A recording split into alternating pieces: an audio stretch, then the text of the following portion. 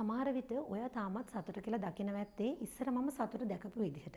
ඉස්සර මම සතුට කියලා හිතුවේ මගේ සමීපතමයන් ළඟ තමයි මගේ සතුට තියෙන්නේ. මං ගොඩාක් ආදරය කරන අය ළඟ තමයි මගේ සතුට තියෙන්නේ.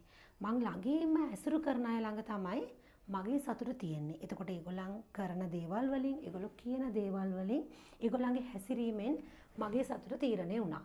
නමුත් කාලයක් යද්දි මට තේරුණා මගේ සතුට තියෙන්නේ එයාලා ළඟ නෙමෙයි. මගේ සතුට තිබිලා තියෙන්නේ මං ළඟ. නමුත් මට ඒක හොයාගන්න කාලයක් ගිහිල්ලා. අදටත් ඔයා හිතනවා නම් ඔයාගේ සතුට තියෙන්නේ ඔයාගේ හස්බන්ඩ් ළඟ, වයිෆ් ළඟ, අම්මා තාත්තා ළඟ, හොඳම යාළුවා ළඟ, ඔයාගේ දරුවෝ ළඟ කියලා නෑ.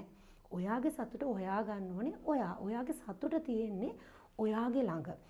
ඔයාගේ අභ්‍යන්තරය ගැන අවධානය දෙන්නේ නැති තාක්කල්, ඔයා ගැන අවධානය දෙන්නේ නැති තාක්කල්, ඔයා ගැන හොයන්න ඉගෙන ගන්න නැති තාක්කල් ඔයාට ඔයාගේ සතුට හම්බ වෙන්නේ නැහැ.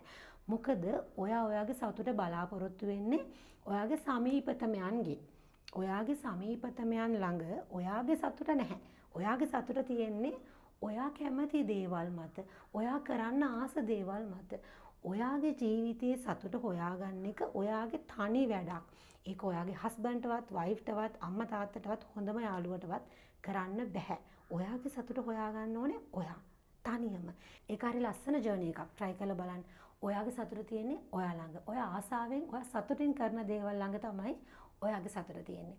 අන්න එදාට ඔයාට කාටවත් දොස් කියන්න ඕනේ නැහැ. එයා නිසා මගේ මානසික සතුට නැති වුණා. එයා නිසා මගේ මානසික සතුට විනාශ වුණා. ඒ වගේ වචන කියන්න ඕනේ නැහැ. ඔයාගේ සතුට ඔයා හොයාගන්න.